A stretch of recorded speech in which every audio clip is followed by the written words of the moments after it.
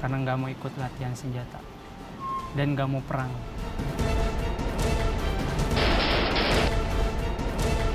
Mereka lah yang paling diberontak. Kenapa? Mudah sekali dipengaruhi. Mereka masih mencari jati diri.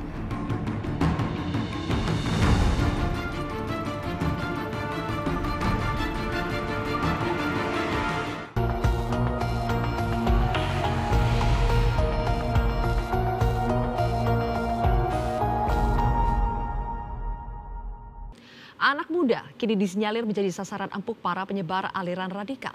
Sejumlah nama anak muda Indonesia sudah menjadi korban radikalisme. Mereka yang terpapar bahkan nekat berangkat ke lokasi yang dijadikan kiblat ajaran radikal. Negara Suriah salah satu yang mereka tuju.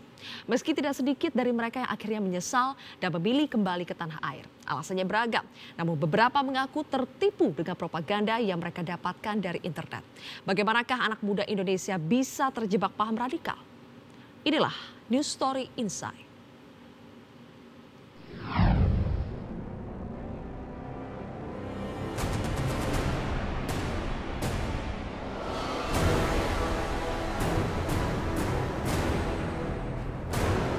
Di dunia maya, apapun bisa mudah ditemukan, termasuk propaganda-propaganda radikalisme. Bahkan ada yang dengan terang-terangan mempropagandakan aksi terorisme, seperti yang dilakukan ISIS. Dan tak sedikit yang terpengaruh propaganda itu.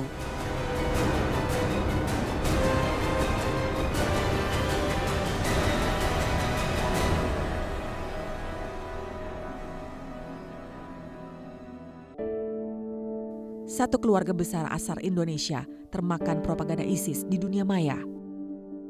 Mereka nekat berangkat ke Suriah dengan tujuan bergabung dengan ISIS. Keluarga ini terdiri dari orang tua dan kebanyakan anak muda. ISIS memang menargetkan anak muda sebagai sasaran propagandanya. Karena itulah internet menjadi media ampuh bagi ISIS untuk menyasar kalangan muda.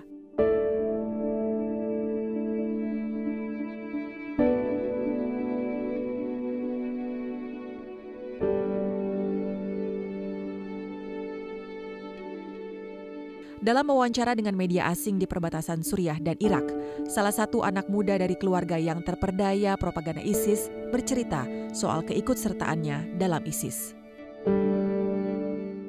They said all of the Muslim have to move to their territory, and if you want to be a real Muslim, you have to go to their territory, and they will give you all the facilities. All of the facilities are free, and they give some promises like, first, for debt, if we as a Muslim have big debt and we can pay our debt, ISIS, that people said, will cover our debt. And about our cost from Indonesia to Raqqa, they will change. They will repay our journey cost from Indonesia to Raqqa.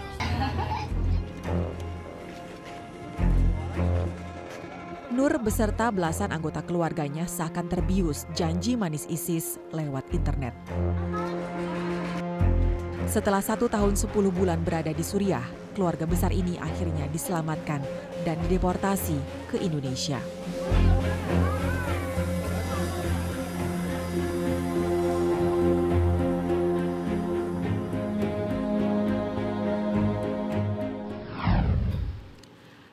Mengapa mereka akhirnya memilih kembali ke Indonesia? Telah hadir di studio 2 deportan yang juga pernah berangkat ke Suriah untuk bergabung dengan ISIS. Ada Febriansyah dan juga Raihan, terima kasih sudah ke NSI. Raihan, boleh diceritakan bagaimana sih awalnya bisa sampai punya keinginan untuk bergabung ke ISIS di Suriah? Nah, kalau awalnya itu karena kan awal kami sekeluarga itu suka mengkaji lah, belajar agama bersama, terus diskusi bersama semuanya. Terus pas kita lihat di internet ada berita tentang ISIS yang mengaku sebagai khilafah ala minhajin nubuwah yang sesuai dengan manhaj Rasulullah. Kita diskusi dan ya alhamdulillah akhirnya sepakat gitu. Alhamdulillah sepakat ke ISIS, ke khilafah ala minhajin nubuwah itu yang mereka akui. Dan juga karena waktu kami baca di internet itu beritanya mereka atau propagandanya mereka tuh mereka menjanjikan kehidupan yang lebih baik. Terus nggak semuanya gratis. Bahkan biaya kita berangkat ke Suriah aja bakalan mereka ganti hutang akan dibayar semuanya. Pokoknya yang enak-enak lah mereka menjanjikannya. Tapi setelah nyampe sana semuanya nggak ada, yang hanya mereka minta dari kita ya itu, kalian wajib berperang bersama kami. Wajib berperang. Semua yang awalnya diiming-imingi, kehidupan yang lebih baik, tiket diganti, kemudian semuanya gratis, makan, minum, biaya hidup semua gratis? Tidak ada? Nggak ada. Itu waktu awalnya sepakat bersama keluarga itu terjadi di tahun 2015. 2015. Ketika itu Ya, kira-kira. Raihan baru berusia 16 tahun ya. Iya. Menarik ketika Raihan mengatakan semuanya ini informasi tentang ISIS itu diperoleh dari internet. Ya. Murni semuanya dari internet. Murni internet. Nggak ada kenalan orang dalam, maksudnya orang yang mengajak. Oh ya, kalau kontak ada lah ke sana. Waktu itu nemunya di internet juga. Pokoknya ya semua internet lah kita. Dapatnya dari internet, berita dari internet, kontak mereka dari internet juga. Propaganda dari ISIS yang paling menggiurkan buat keluarga Raihan waktu itu apa ya? Ya itu, kehidupan lebih baik. Terus utang bahkan mereka ganti, walaupun hutangnya di negara kita sendiri gitu, bakal mereka ganti. Terus biaya hijrah juga diganti sama mereka. Ya, pokoknya rumah gratis, listrik gratis, air gratis, gas gratis, semuanya gratis.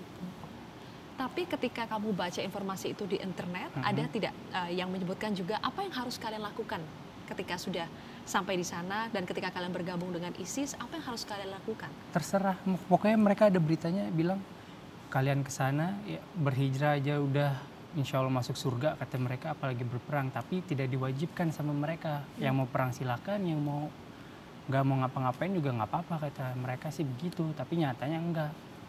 Semua wajib berperang, semua harus berperang gitu. Oke, satu keluarga berangkat ke Ya, Suriah keluarga pada besar, akhirnya. Totalnya berapa orang? Waktu berangkat 26 orang. 26 orang. Ini Febri di sini sepupu ya, Iya. dari Raihan. Tapi Febri di sini berangkatnya belakangan. Setahun kemudian setelah 26 orang itu tadi. Kenapa berangkatnya belakangan? Kenapa menyusul? Ya karena awalnya saya ditinggal ya sebelumnya. Saya sebelum itu selama pengajian agama itu memang agak kurang ya semangatnya dalam hal itu. Jadi saya sempat dikucilkan oleh keluarga sampai pada satu waktu mereka semua pergi meninggalkan saya sendiri. Termasuk ayah ibu kamu? Orang tua saya udah pisah, jadi ibu saya dan kakak saya yang pergi. Ibu dan kakak yang pergi? Iya. Jadi waktu itu Febri juga pernah diajak untuk diskusi bareng-bareng, ayo mau pergi ke Suriah atau diskusi untuk diajak pergi sih enggak, sama sekali enggak. Enggak? Jadi selama pengajian itu kan ya ngebahas-bahas tentang hijrah, tauhid segala macam ya. Emang saya kurang tertarik pada saat itu kan. Dan ya udah sampai akhirnya saya ditinggal. Ditinggal sendiri? Ditinggal sendiri. Terus akhirnya menyusul, bagaimana ceritanya? Ya saat tinggal itu kan saya shock lah ya, stres. Jadi saya nggak tahu mau ngapain lagi. Keluarga saya pergi semua ke sana gitu, ibu saya, kakak saya, om saya. Ya selama setahun itu akhirnya saya berpikir ngapain lagi saya di sini, nggak ada keluarga saya di sini. Karena saya dulu juga sempat baca-baca lah ya tentang ISIS itu, dengar-dengar dari keluarga kalau di sana itu baik katanya kan, gratis segala macam seperti yang dibilang Rehan tadi. Ya insya Allah Bismillah saya kesana aja lah kayak gitu daripada di sini. Akhirnya kesana sendiri? Sendirian. Bagaimana caranya kalian akhirnya sampai ke Suriah dari Rehan dulu? Kalau sampai kan pertama kita ke Turki dulu itu emang niatnya pertama ya sambil liburan segala macam, sambil nunggu mereka nyuruh kita masuk segala macam. Dari Istanbul tuh kita apa sih namanya Wisata. Ya wisatanya tapi sambil ke bawah ke arah dekat-dekat perbatasan Turki Suriah gitu. Jadi sambil itu jalur darat semua. Darat semua. Arahnya ke Kilis waktu itu. Lewat mana nggak tahu, dari Istanbul ke sini terus nyampe dah di Kilis nanti. Itu naik apa? Naik bis. Naik bis. Tapi pas terakhir sebelum turun di ladang itu yang dekat perbatasan naik taksi. Naik taksi. Terus setelah sampainya akhirnya di Suriahnya itu dijemput sama mereka. Iya. dijemput? Nah, soalnya yang nganterin kita itu yang penyelundup dari Turki ke Suriah itu ngontak itu ISIS-nya. Udah nyampe mungkin gitu ya, terus datang ISIS-nya. Nanti kita akan lanjutkan lagi. Sebenarnya kalau kami itu yang semuanya ngerasa sih udah dari awal. Cuma karena masih, mungkin cuma beberapa orang kali yang kayak gini. Nggak keseluruhannya segala macam. Tapi lama-lama pas kita udah ngerasainnya di penjara, dipaksa segala macam.